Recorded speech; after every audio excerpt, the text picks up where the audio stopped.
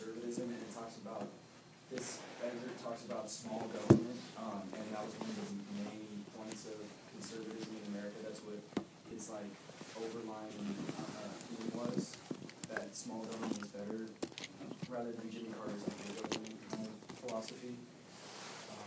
And that's just that can just give a. So that's just up here, right? That's just on the top, yeah, just the Okay. top part. So this is not a part of that. No. Okay, so we'll just talk about here. Okay, that's a good start. Anything that would represent anything that he did that you could point to shrink the government? That would balance this document? The code comes out and says, we're going to get rid of big government. You would balance that by saying, this is what he did to get rid of big government. Or did he do anything? Anybody? Well, anything? Well, he's going to start tearing things down that the government does. So he's going to go after the EPA. He's not going to get rid of it, but he's going to start tearing down regulations of the EPA. Maybe we need to stop this embargo on drilling, and we need to get more oil. We need to make more resources available to more businesses, get the government out of that. Okay? All right, and there's more. What's next? So the next, well, it's actually this depiction and also the statement from Washington. There's two at the same bit. And what do they say? It's basically the Strategic Defense Initiative, which was created with an attempt to make nuclear warfare obsolete, to essentially increase our national security. How's he going to do that? He's going to put satellites up in orbit that would prevent any nuclear warfare from coming close. Great idea. Put satellites up there. The Russians send up a missile. We just send it off into outer space. Anything wrong with that? Well, this plan didn't really go through eventually. But it showed his. So what you're saying is we never began the Strategic Defense Initiative?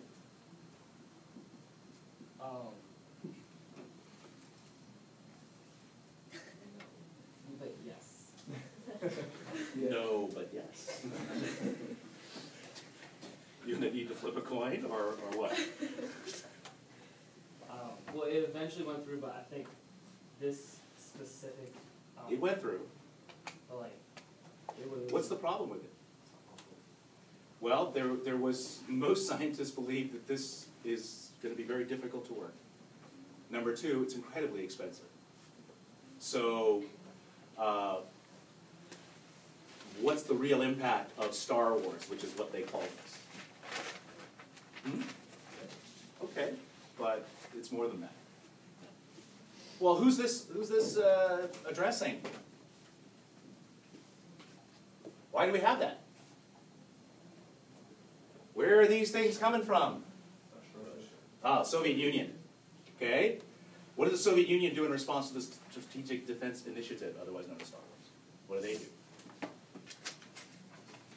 They start their own strategic defense. They've got a counter.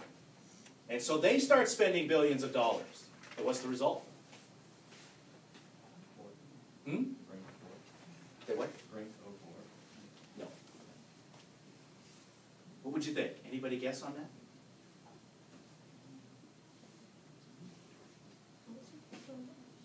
It brings the end of the Soviet Union.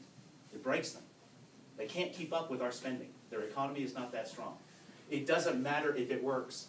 It doesn't matter because we just keep spending. They have to keep spending. Their economy collapses. The wall goes down. The Cold War is over. Reagan wins. So where's the link of Star Wars to this question in terms of conservatism? Why is this a conservative attitude in foreign affairs?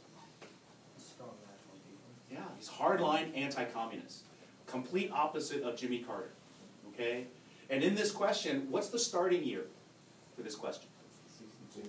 You've got to go back and you've got to, this is where it happens, but you have to set the groundwork. It's such a conservative resurgence because Johnson in his Great Society, Nixon his domestic policy, Carter, and he's pretending the Cold War is over and realizing that he screwed up and he was wrong. This is a radical shift back to the days of McCarthy, that we are going to be hardline, anti-communist, and that's conservative. So there's the conservatism in foreign affairs, okay? So that's what you're going to need to address should you be doing that question. This is a pretty hot topic recently on the AP exam. So we're going to need to be familiar with the resurgence of conservatism in the 80s and really where it has gone through Clinton and so on and so forth. Okay, what else?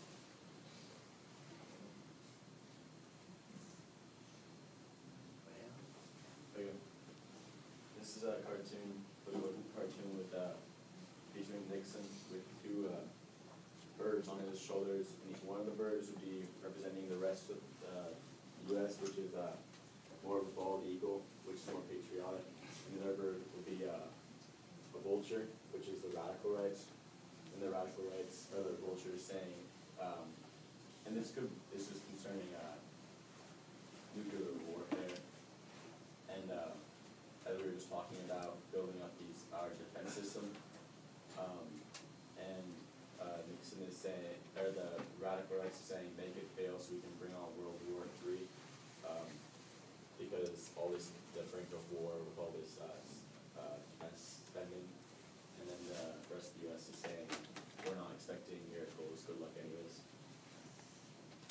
So they're just kind of hoping that Reagan's policies are going to work and we can avoid World War III. Okay. So they're challenging his hardline anti-communist stance. These guys will do. Hello.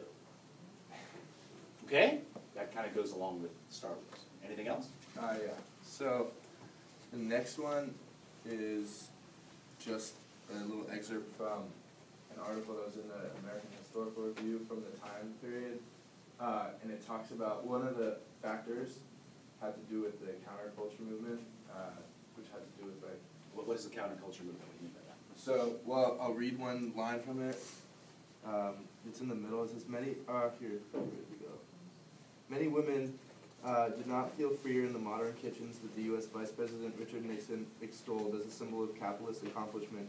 Many men did not feel freer as they went to their daily jobs in the large-scale industries that underwrote the cost of new global responsibilities, and many students did not feel freer as they attended mass institutions of higher education, particularly universities. An international counterculture developed in response to dissatisfaction with the dominant culture of the Cold War. So, I guess people were just tired of, like women, for example, were tired of their role in the kitchen, and so people just started to change in all sorts of ways. Like, I mean, I guess one of them's hippies in a way. So how does that fit into this question and this conservative resurgence? Well, I guess the government just wanted to keep them under control. Well, but when does the conservative resurgence take place? When Reagan gets elected. When was that? No, 78. No, Reagan was elected. Oh, you're going to have to know this. Wow. No. Wow. 70. We're getting closer. 76. Anybody know? Oh, 69. Anybody start reviewing for the president's test? 77. That would be the election of 1980.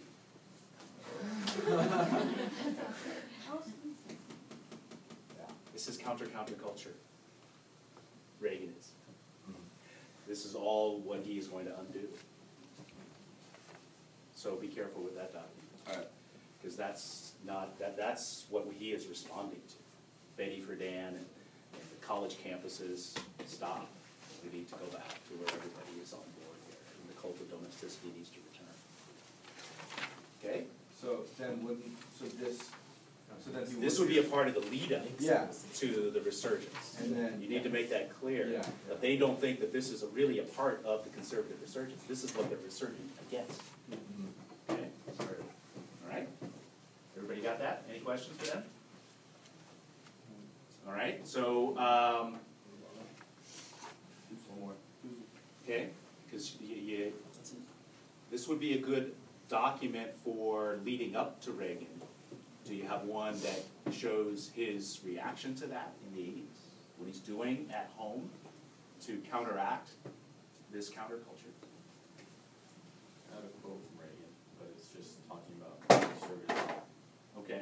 will be in one of your documents that you're on. It's in the last one, okay? Where? Just sit right here? It's, What's that saying? What does it mean? it's saying like, as conservatives, we need to, like, pretty much go back to the liberals. Less government interference, less centralized authority, more individual freedom. That's Reagan. In a nutshell, that's what he believes. And that's what he is going to try to return. Then you're going to have to balance that. How did he do that? What did he bring to the United States to make that true? Or at least try to. So then I'll be sufficient for one document, or? No, that'd be a good document, because that's going to lead them into, okay, how did he do it? Now, if you had another document that maybe gave them one way that he was doing that, that would be good to remind them that, oh yeah, that's right, he did this. And then that should remind them, oh yeah, he did this. And then you'll have all of this outside material to go along with your documents. Balance is the key to a document-based essay. Okay? Anybody else? Any questions? Any other documents? Okay, well that's good for now. We need to expand, and we need to make these more concise, the big ones, that have a lot of words. And we want to build up to it, right? Yeah. Okay? All right. Cole, pull a chair and desk outside. Grab a number 2 pencil. Get you started. Oh man, it's not looking at the board.